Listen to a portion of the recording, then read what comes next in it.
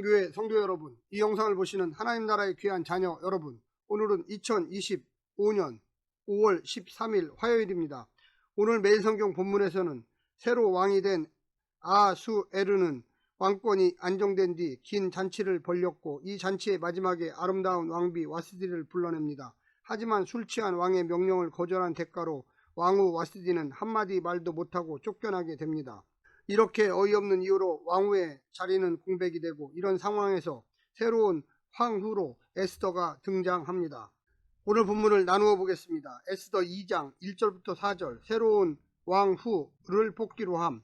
5절부터 11절, 에스더가 왕후 후보로 왕궁에 들어감. 12절부터 15절, 왕후가 되는 절차.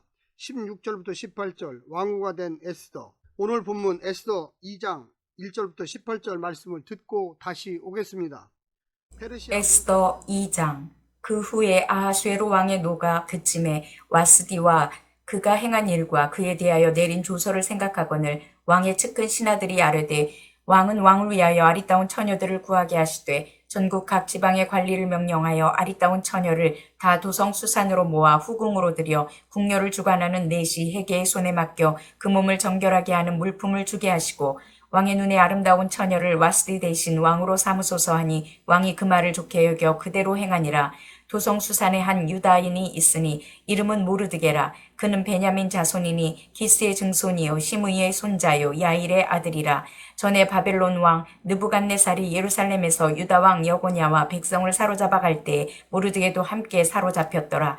그의 삼촌의 딸 하다사 곧 에스더는 부모가 없었으나 용모가 곱고 아리따운 처녀라. 그의 부모가 죽은 후에 모르드게가 자기 딸같이 양육하였더라.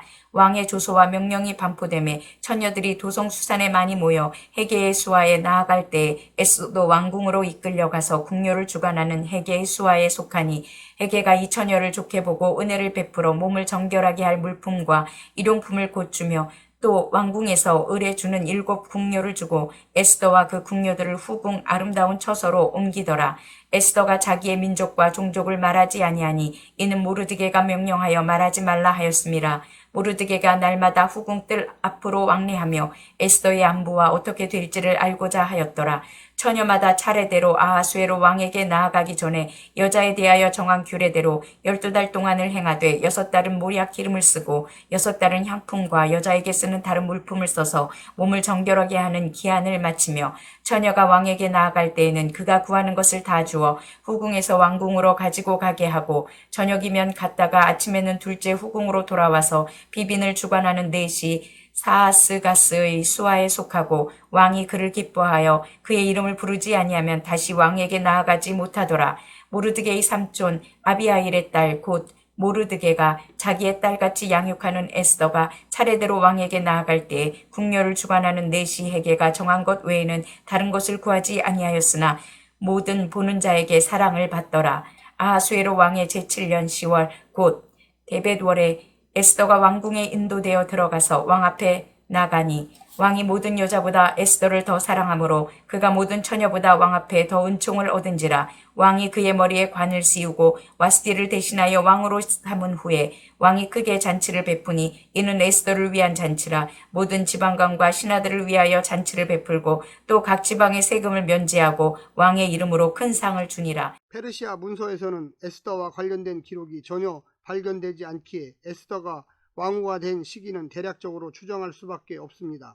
그리스도와의 전쟁은 아하수에르 5년인 주전 481년에 시작되었고, 주전 480년 가을에 그리스를 떠나 소아시아 해변인 사르디스에 머물다 주전 479년 가을에 수산궁으로 돌아옵니다. 그러므로 와스디를 폐위하고 에스더를 다시 왕으로 뽑은 시기까지 3년 정도의 간격이 존재합니다. 그런데 본문에서는 이 간격을 언급하지 않아 마치 바로 있었던 일처럼 보입니다. 이것은 본문의 관심이 에스더 왕후 시대에 있었기에 중간에 있었던 전쟁 시기는 뛰어넘어 얼마 전의 일처럼 기록한 것입니다. 오늘 본문을 세 부분으로 나누어 자세히 설명드리겠습니다. 첫 번째, 왕후 대체자 구하기. 에스더서에 나타난 왕은 뭐든지 하고 싶은 것은 다 하고 사는 존재입니다. 윤리나 도덕은 없습니다. 오직 마음에 드는지 안 드는지만 생각할 뿐입니다.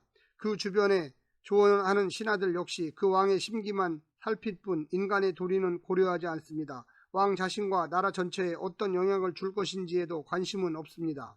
이번에는 와스디를 대체할 왕후를 처녀 가운데 고르라는 제안을 왕은 넙죽 받아들입니다. 오직 아리따운 처녀면 충분했습니다. 물론 와스디와는 달리 말도 잘 들어야만 합니다. 어차피 소유물 중 하나에 불과할 뿐 인격적으로 대우할 마음은 없습니다. 이것이 우리를 물상화시키는 권력의 속성입니다. 이런 지도자를 결코 하나님은 용서하지 않으시니 우리도 관대해서는 안 됩니다.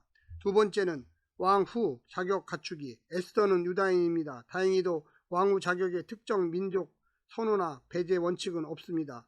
왕후가 가진 가치관도 문제 삼지 않습니다. 그냥 왕에게 순종하기만 하면 문제 없는 것입니다.